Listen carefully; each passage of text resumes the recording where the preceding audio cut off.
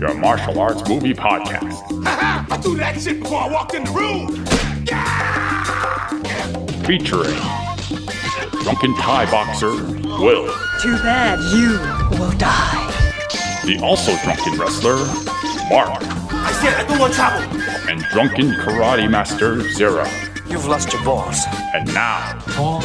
I know Kung Fu. You know, baby. Fists of Fail.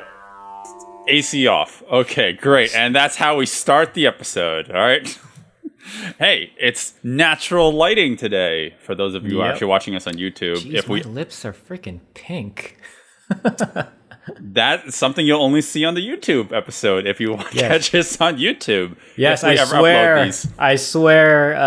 YouTube videos are coming. I just finished an episode. We won't tell you which one. It'll go up, but I kind of really want to make a video for this one because this episode is pretty important to me because of its significance in my life personally. In terms of my cinematic preferences and whatnot. So okay, all right. Well, what are we talking about today? We're talking about you for the audio listeners who can't hear my gestures. I'm pointing at the board. It says to millions of fans around the world, he's a living legend. If you've never seen him before, It's him! Give me that gun! you've never seen action. Are you okay? No! Rumble in the Bronx. we're talking about Rumble in the Bronx today. yay! Jackie's Finally. Going back to what we said last week, we have been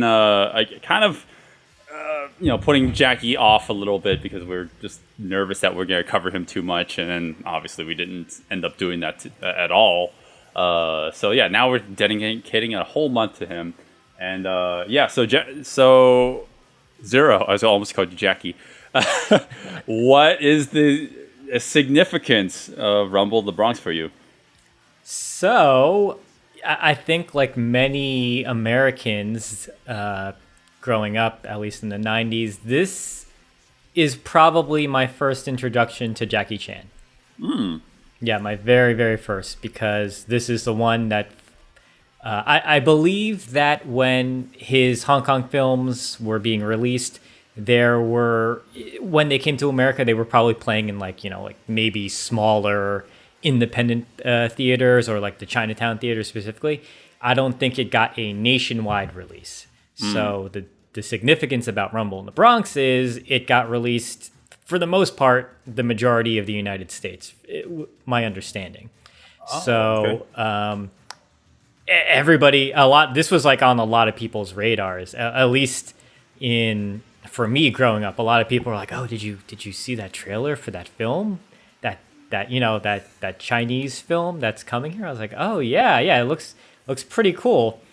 And this was one of the movies that was just on rotation all the time once it came to video, and once it went to like pay-per-view and HBO in my household. It was just on like every day. It was just on all the time. Yeah. Oh, okay. Oh, okay. I thought you were about to say that you saw this in theaters when it first opened. I did not. Okay. No. So this was a rated R movie, and it came out when I was still a teenager, so I wouldn't have been able to go in on my own anyway. So once it finally came to pay-per-view, we just ordered this thing all the time. Okay, interesting. I guess that didn't stop me when I watched it as a kid with the Chinatown VCDs. Yes, there you go. Yeah. So we got it that way. This movie, it obviously holds a significance for a lot of us Americans because it's easily his best American film. Would you agree? American film. Well, this technically is an American film. This is still directed by Stanley Tong. This is a Hong Kong production still, but they filmed in Canada, masquerading as New York City as the Bronx. This also has significance for me because I lived in the Bronx for 6 years. And when I got to the Bronx, I was like, there's no Chinese supermarket here. Why aren't people riding their motorcycles on top of parked cars here? Yes. I don't get it. I'm so disillusioned. Yeah, well, let me rephrase that. Not an American production. It's not an American production, but it's a culturally an American movie. Right? It takes place in the West. It takes place primarily there. Yeah, still sticking in our theme of Jackie Goes West. Yeah. Where last week he literally went to the Wild Wild West. Here he still goes to the West, and now he's in New York City. Yeah, yeah, and I think a lot of the sentimentality behind this, the filmmaking of this film, is to try to cater towards the Western audiences, right? Like, I feel like that's pretty evident in the final product. Don't you agree? Like, Yeah. Well, a lot of the movie is in English. When it came to America, when I believe it's New Line Cinema, when they redubbed it and they rescored it and all that fun stuff, re-edited it, they put in a lot of English. They've redubbed basically the entire cast. Yep. Thankfully, Jackie still did his own dub because his voice is pretty iconic too. So you don't want to change him. But oh man, some of those dub actors, it's pretty cringy. But it has nostalgia for me at this point. Right. You see him? I think he broke my nose. Well, I don't know how many versions of this movie have you seen, and I don't really know which version we're technically covering today. Everybody has seen the American New Line Cinema release. Like that's the only HD version that exists, the only 1080p Blu-ray version that exists. I understand that the Hong Kong cut, which is the uncut version, I think it's on like a Japanese DVD, and I think it's on a laser disc, like a Chinese laser disc. Yeah. I think I might have grown up watching the Hong Kong version because I remember distinctly watching it, and it felt like it was primarily in Cantonese, and then watching it. It is in Cantonese, yeah. Yes, the original version. One, so that was the one that I remember growing up with, and I didn't watch this movie a lot growing up because compared to Jackie's other catalogs, it's not a bad movie by any standard, but I'd say that it's not his best. I mean, I don't mean to flip flop on what I said before. It's probably still his best Western set movie, but it's still I just didn't end up watching it a lot. But I would say, and I can definitely see that because at the time, he was still making great films in Hong Kong. Drunken Master 2. Don't cross his path when he's drunk. And when you think about what he did around then, I can't think of any films off the top of my head, but like when you look at this film, it doesn't have as much action as you're hoping for, but there's asterisks next to that. Yes, absolutely. I think that what you said before about like the movie being rated R, watching it again, with the exception of a few fucks and shits and like cuss words every now and then, I don't really see where the R rating comes in, what comes into play. At times I feel like this could have gotten away with some censorship, maybe like just cutting around it. It could easily pass for like a PG rated movie. Because, most definitely. This could have easily been PG-13. I'm guessing maybe it's because of the violence, and then there is a pretty violent scene towards the end of the movie where it doesn't show you anything, but the implication is extremely gory and violent. So maybe that's why it got that hard R. So I was going to say, do you recall the differences between what you saw in the uncut version versus the American cut? I think I'm going to attribute my recollection of the movie to be like not so vivid as I remember it, because I remember watching the end of this movie and I must have been confusing it with Mr. Nice Guy because of that. Spoiler alert, there's a vehicle that's being driven around town, and it kind of confused me with like this bulldozer. I think that was at the end of Mr. Nice That's Mr. Nice Guy, yes. Yeah. And I think it's just because like they both had vehicles, oversized vehicles that's like at the end, destroying the town or something like that. Mr. Nice Guy is almost like a retelling of Rumble in the Bronx. Yeah. This movie could have easily been called Mr. Nice Guy, considering the character and the tone and everything he goes through. Did you remember the little kid character? He even says like, "Oh, Kyung is a nice guy." And I thought, there we go. Right. There's a title drop for another movie. That'll happen like in the next 2 years. Right. And one person who I did not put on this board that we should definitely talk about is Anita Mui. Anita Mui is the set up in the beginning as like the love interest character. Oh yeah. In the uncut Hong Kong version, there is a lot more footage of her. Mm-hmm. So that's what I was going to get at when it comes to the differences. When I watched the original version, it is significantly more tragic. And yeah. Oh man, I was so like you can watch a lot of the like deleted scenes on like Chinese, like YouTube Chinese sites. So if you can read Chinese characters and look it up, then you could find them there. And people post, basically what's not in the American version. And it's just her getting terrorized by the local gang, and then she gets beat up by them a little bit, manhandled. It makes you feel even worse, because in the original American cut, you do feel pretty bad for her, just because, she doesn't get bamboozled, but she gets roped into thinking she's buying this place and nothing's wrong with it. Right. And then all these things, just all the cracks and all the stuff starts exposing itself. Right. You wouldn't say she was bamboozled? I think she was bamboozled. I think it's like a cycle that in the Hong Kong cut, it starts to become more evident that she's bamboozled. Yes. Absolutely. I mean, it's a vicious cycle. Like, everyone who buys a store wants to sell it desperately because they know that the local gang is just there to terrorize them, and there's nothing you can do about it. So they're just finding a next patsy to move this onto. Right. And for like, tonally, the New Line version kind of tries to play it up for laughs, right? Yes. Like, even then, it doesn't work entirely. Like, you can tell that they try to change the tone of what she's going through to be more of for a comedic effect. It's like, oh, look at her. She's like, she thought she was going to get like a deal by buying this supermarket, but turns out she's like it's not funny. she's going through a lot of shit, and like, it's not deserved at all. Hey, Elena, are you okay? You okay? I'm really... No, I have nothing left. I Hey, can't. don't do that. Hey, I can see you. So we should talk about what the story is then, because we've been mentioning specific plot points. Okay. Jackie comes to America for a wedding.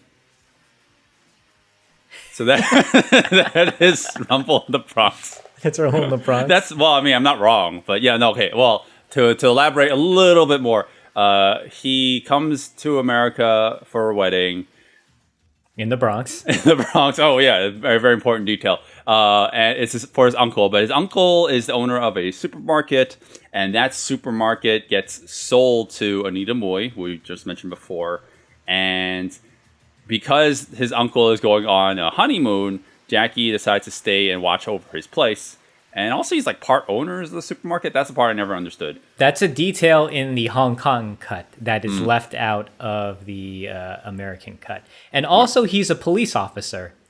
That is something I'm glad they completely cut out in the New Line version. It wasn't necessary, but it explains why he has the ability to defend himself. Right. There's You don't always need that, but some people are like, well, why can he fight? Well, because he's Jackie. Yeah. No reason. You don't need a reason. They explain in the beginning, like, oh, you kept up with your fighting, right? That's all you needed. that's all you needed. Yes, right. I agree. All right, so that's basically it. And then there's the local gang that comes to terrorize him. The multicultural 90s movie gang. You got the problem? Yo! Get outside! Yeah, like with the multicultural gang. It's like super cheesy, like unrealistic at all, whatever. But they're terrorizing the supermarket, and then therefore terrorizing Jackie, and it's just like a nonstop onslaught of that. That's like the A plot. It is the main plot for the longest time, and then the movie takes a hard right at the very end of the film. Yeah, the side plot becomes the main plot and just takes over the end of the film. Yeah. The side plot being there is a diamond heist. These diamond bandits try to sell diamonds to this organization. They get bamboozled, and in an escape attempt, the gang that has been terrorizing Jackie, they end up stealing the diamonds from these diamond thieves.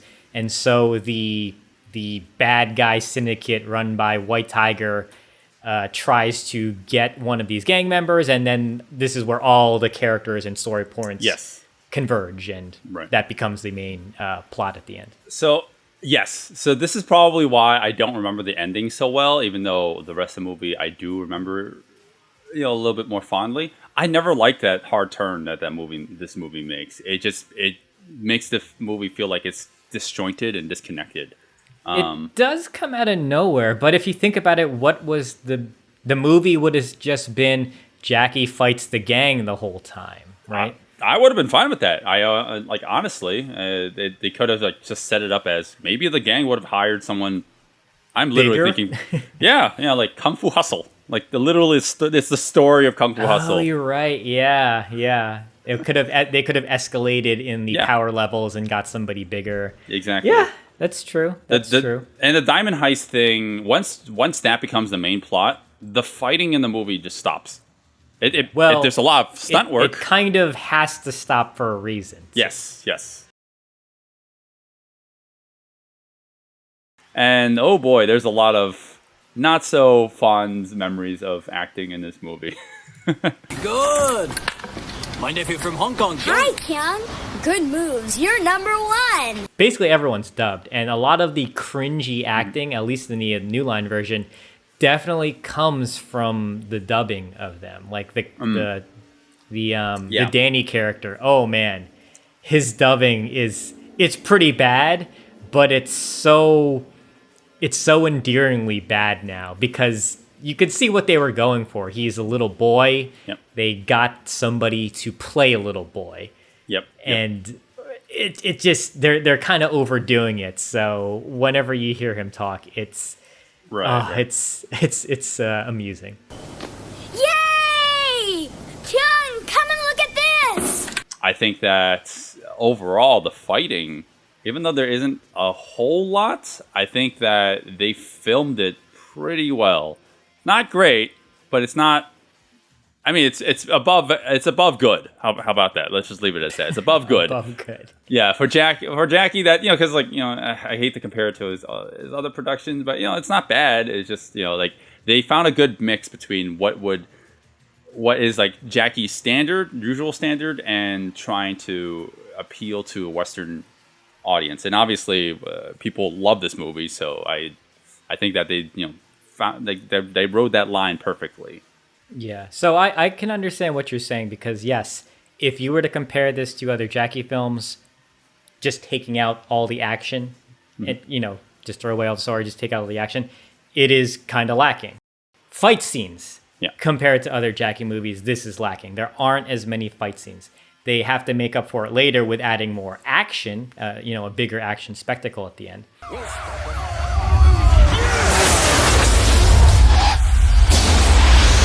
Jackie Chan's character in this movie is just so likable for me. And it's interesting because, as an Asian American, when I saw this, I was like, I could just kind of relate to it. And it was really inspiring for me because as an Asian American watching this, I was like, oh, wow, this is great. Like, I like that he's an action hero. He's somebody that I can personally look up to because we didn't have that growing up. Like I didn't have Bruce Lee. That was way before my time. When I saw action movies, it was Van Damme, it was Arnold, Schwarzenegger, Stallone. Yep. And then this finally came along and I was like, oh wow, okay. It's like they were catering to me, even though that's not the case, Oh boy, and that's why you moved to the Bronx. That is totally why. You just want to relive this movie. It's like, where are they?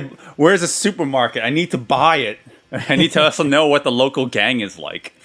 So yeah, I mean, I can definitely see you're definitely a part of that demographic that gravitated towards this movie. So yeah, this was like a big eye opener for me. Once I saw this, I was like, oh man, who is this guy? And then after Rush Hour came out and he kind of blew up, they started importing his other films here, and I was hooked. right away. I was like, okay. A lot of people are like, oh, well, I saw Jackie in the 80s and the 90s before. Yeah, but like we didn't have access to him. So this was my gateway drug for Jackie. So the first fight is in the market. Part of this is also like just Jackie kind of using the environment to his advantage. At first, he's encircled by 4 guys, but he just like he takes them all on, but just like rapidly punching them in the face. This portion of it's okay, I guess. So I will say when you're watching this fight, like you might be like, well, he's surrounded by 4 guys. How is he able to take them all out? It's kind of funny. Logically, this makes sense for me as somebody who's analyzing fights, but I think in real life it wouldn't happen like this. Yeah. As he's punching guys, he keeps on rolling and spinning to another guy in kind of like a formation. And because it's so surprising that it happens, I'm going to give it a pass because I think if I was in that situation, if I saw somebody get punched so fast and then him roll to me, like I would probably be shocked as well. I would also say that it's good that they established he was still keeping up with martial arts when he was practicing on the wooden dummy, because I would have to do like a side by side to confirm, but it seems like some of those movements are indicative here as the guys are just doing a simple punch towards him. He's weaving his arms in and out, kind of like in Wing Chun-esque movements to block, deflect, and then push back. And I think what helps with a Jackie Chan style fight is, he's not using his surroundings in this as a sense where he's like kind of jumping around, but he is like really, really pushing these guys into the convenience store items. So like when somebody gets thrown into like the wall of cans, it's a great visual, and there's that pain implication because that's a lot of metal cans. Absolutely. I think all the Hong Kong trickery we mentioned before, like when Jackie like does a spinning back kick towards the one of the stunt folks in this scene. The initial impact, like it doesn't look like it does anything like the first few frames, but then you could tell there's like some guy just tugging at the rope to make him just hurl across the room. That standing back kick cannot drive that amount of force, but because of the editing, it's weird. We usually complain about fast editing, but this is how you sell it. Yeah. He can't travel that far, but because it's cutting so fast and we're getting that new shot, he's sliding across the counter, cut, we get another shot, and he's on the floor. It happens really fast. Right. You're not going to think about the logistics of, does he have enough power to... You just believe it because it's happening so quickly. He's outside now, right? And he's trying to prevent a sexual assault. So Francois Yip is setting him up so like all the gang members can attack him. They are baiting him, hoping that his nice guy instincts will come in and he'll save the girl. That's exactly which it does. They're basically outside, right? There's like a railway there, and there's stairs, and Jackie's like using this like semicircular like monkey bar-ish equipment to like, like in a very unique way. Like he's literally using the gravity of it to wrap around a dude. Like this is all happening in like half a second, and so don't worry, I'll cut to clips so it's more obvious. Sure. You do the editing. Yeah. So if you're listening on the podcast, go to YouTube. It'll be there eventually. Right. There's one moment where Jackie like. He is just like barreling down these like ledges, and as he's like stepping off of them, at the very end he does an aerial off of it, and the side flip off of it. Yes, very casually so as well too. Casually, he makes it look so seamless, and once he's done with it, he just walks towards the camera, all one take. It's clearly him doing it, amazing. But I do think that this movie is one of the early poster childs of parkour in the early 90s. There's like so many movements that Jackie does that are like symbolic of like your early parkour days, like in the early 2000s when people were just learning how to do it. Like there's one moment where he's just climbing up the fence, and he just turns his body into liquid and just like goes through he weasels into the hole. It's like it just makes it look so like seamless. Right. Well, my understanding is with parkour, the idea is to move as quickly and as And efficiently. effortlessly Yeah. as possible through Through an pot. environment. Yes. And that's what Jackie does, but he was doing that because for cinematic reasons, you don't want to watch somebody like climb up a fence in the one shot and then like crawl his way through. He's like, bro, I got to do this as visually cool as possible, so I'm just going to like kind of jump up in a few takes and then slide on down. Like, Right. I'm sure he wasn't even thinking about parkour, but you know, Oh, that's what absolutely. ended up No, happening. absolutely. I was gonna say I wanted to touch on the aftermath of this fight, which is when Jackie gets cornered in an alleyway by the gang, and they do something pretty interesting. So you almost expect more fighting, but that's not the case. They're now antagonizing him, and what happens is he's at a dead end of an alley.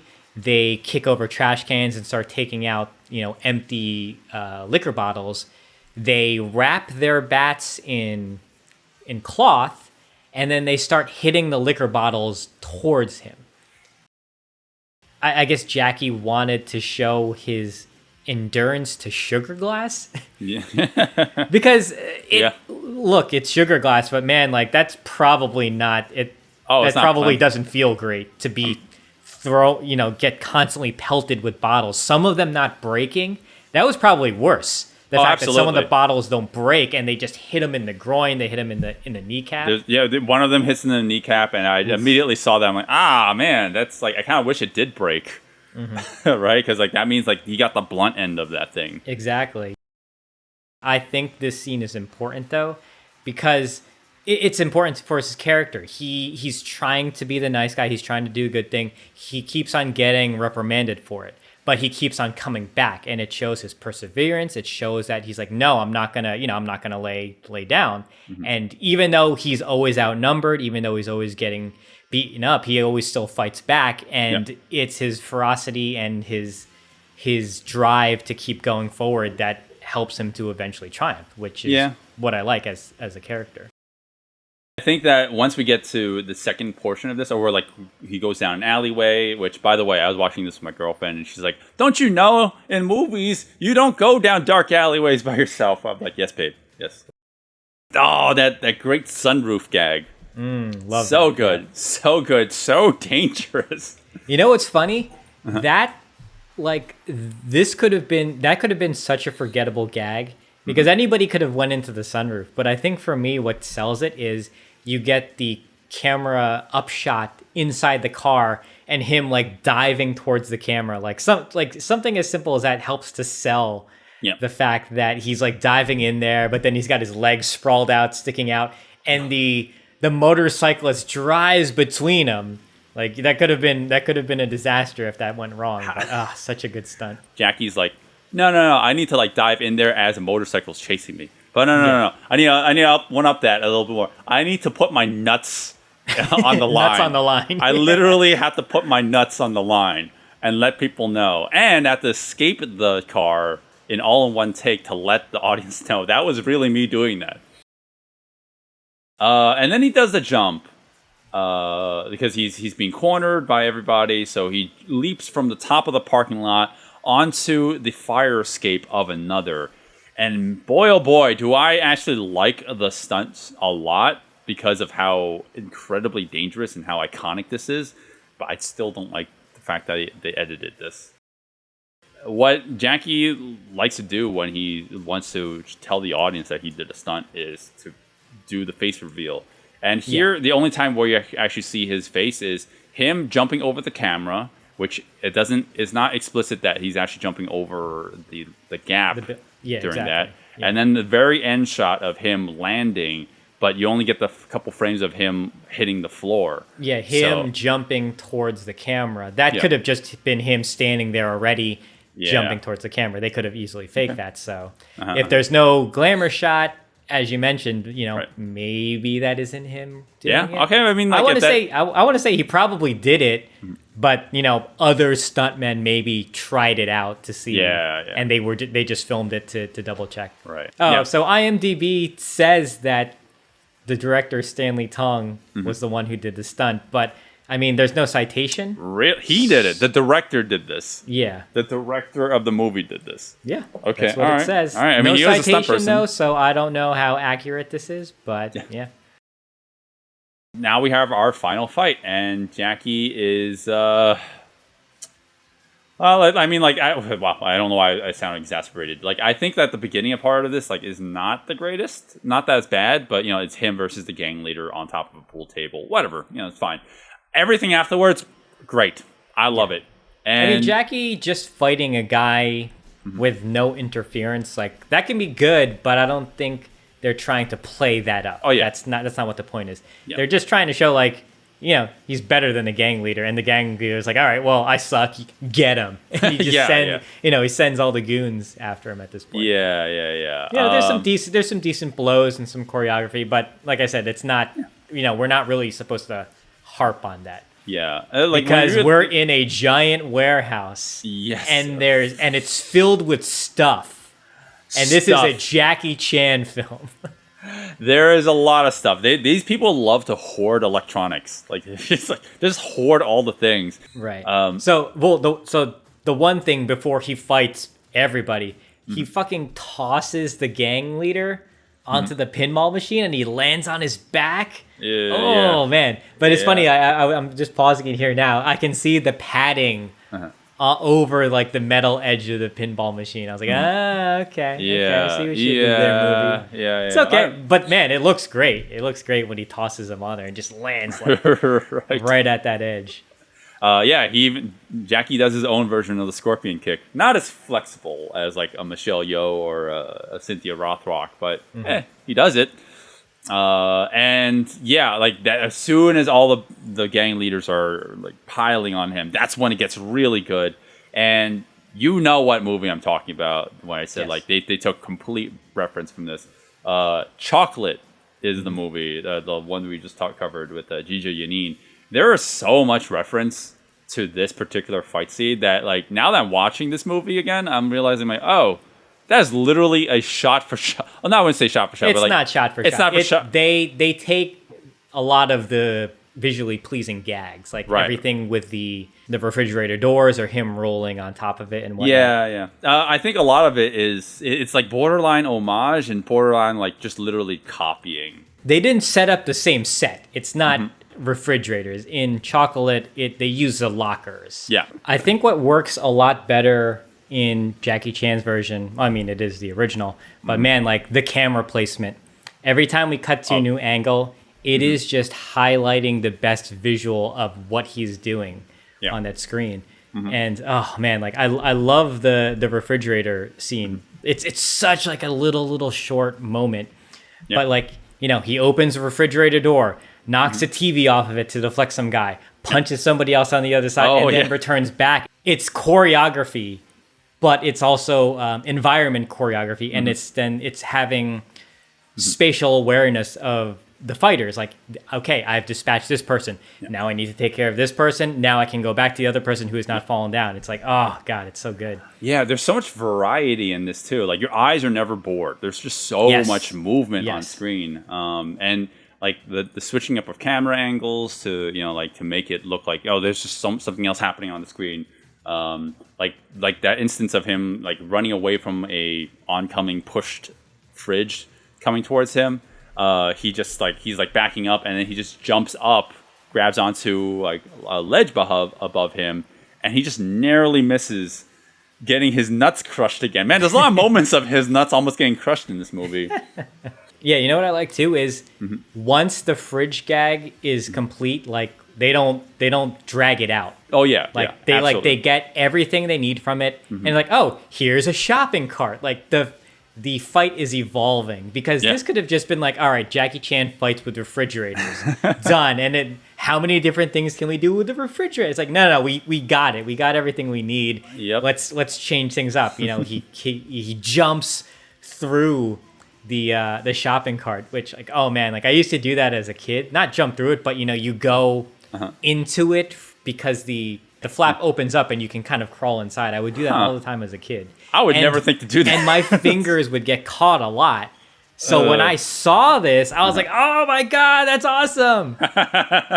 Okay, no, I see what you mean now. Yeah, there's just so much that goes on in this one particular fight that like we can't hone in on everything.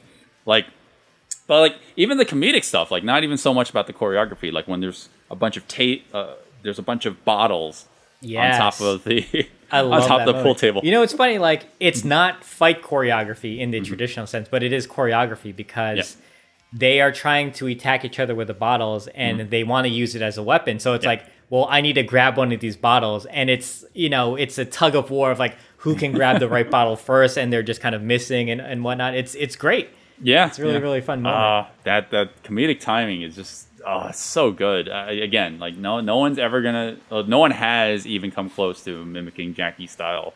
And I love, and I love that he does misdirection too with his fight choreography. You know, he puts up the fist, the guy holds up his face. He doesn't punch him. He puts his hands down and he hits him with the bottle. Really. Well, I kind of mess it up. He goes to hit him with the bottle. Yeah, you get it. I'll clip here. Clip here. But yeah, the movie takes a hard right, and now we're dealing with a completely different villain, and it just becomes more of just straight up action at this point. I mean, you're not wrong. I don't really know if there's too much for us, you and I, to hone in on, but there are some things that are like great about the action. I mean, it starts off with Jackie jumping from like the top of a sail onto the base of a bridge, and then he does this one stunt where he just jumps from that base onto the hovercraft that's in the water, and that one took him out of the movie, pretty much. Yeah. Well, he breaks his ankle, I think. Yes, right? Yeah, either that or he sprains it. But that motherfucker's still like in the movie, because if you see the outtakes, he puts on like he just colors his he sock. Puts on like a cast. giant sock that looks like a shoe, and you see him comparing the two in the end. It's great. That's great. So I couldn't find any information on it. On this, but I went to a screening of this film like a few years ago, and some film historian or film critic, he was talking afterwards about the movie. He was mentioning about the broken ankle at that point, and everyone was just kind of talking out loud like, was there more planned fighting in the end, or was the hovercraft always supposed to be the big ending? Because this is a Jackie movie, he's famous for fighting. Usually you end on the big fight. Yeah. But I'm wondering if this is a pivot because of the injury. Right. I feel like most movies, I don't know. I feel like most movies, they film out of order, right? But then Hong Kong productions aren't always the case. Sometimes they really do just film from beginning to end. Right. Like maybe there would have been maybe there would have been like one last fight at the end with White Tiger, but because he broke his ankle, they're like, all right, well, let's just run him over. Well, White Tiger, like, if they casted him before the fight, then he would have. I mean, they clearly just found some dude. He didn't look like the kind of guy who would actually fight.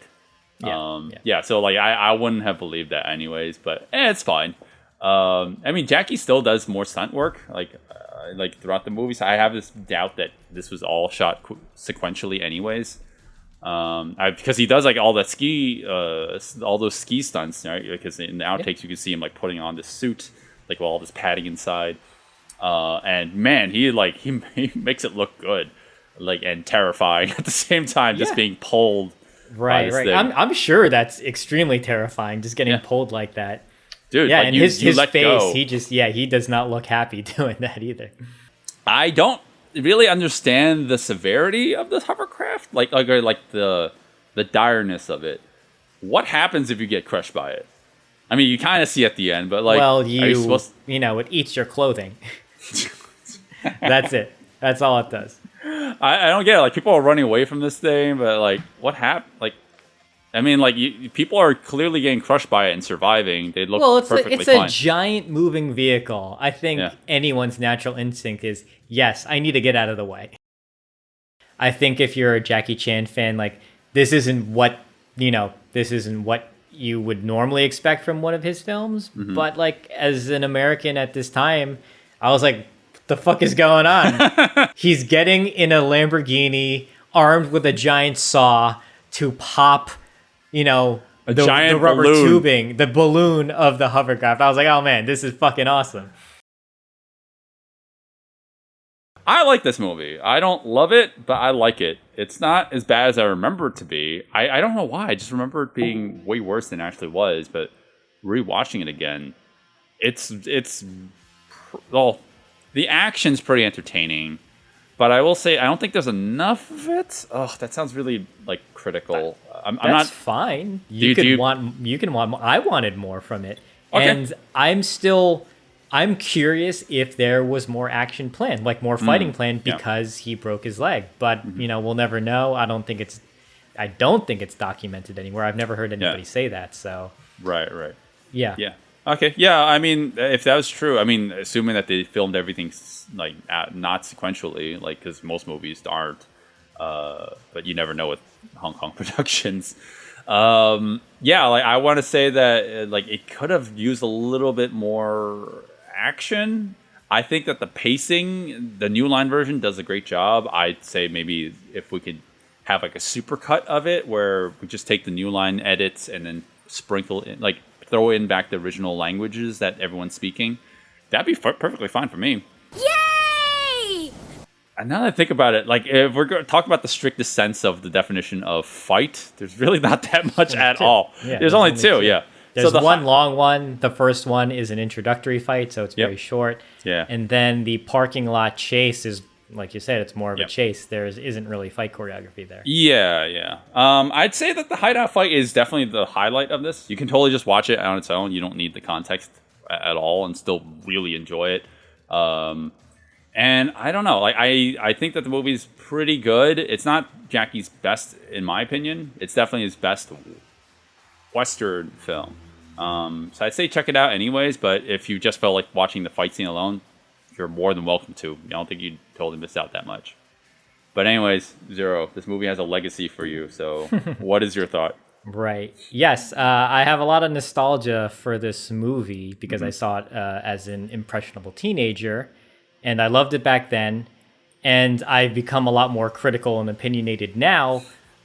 But watching this, I can clearly see it is a very entertaining movie.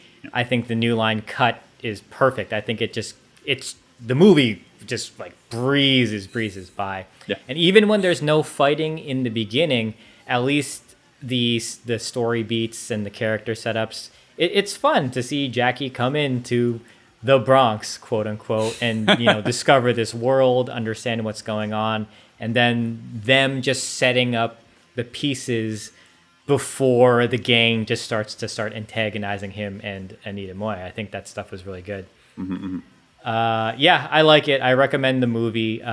If you can find the uncut version, it's interesting to see everything they took out because the New Line stuff works completely by itself.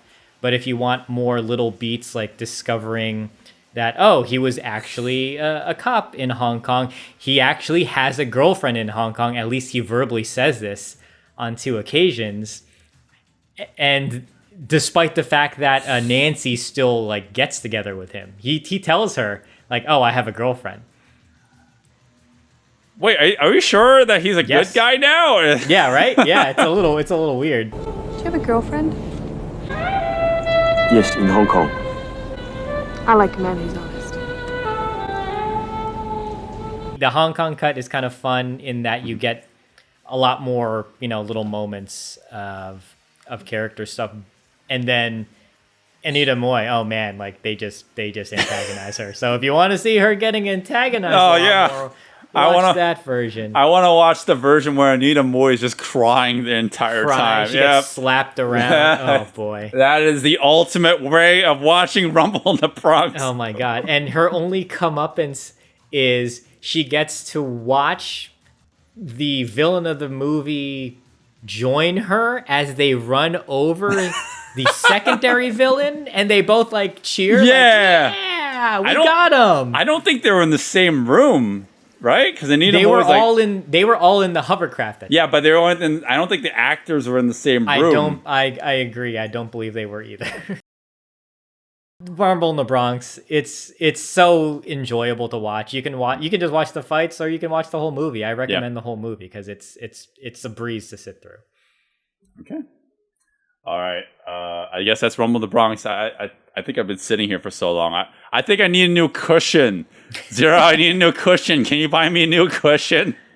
Maybe you're sitting on some diamonds. Maybe you might want to just check to make sure they're not like poking your butthole. Oh my god, someone's gonna come up to me and steal my chair.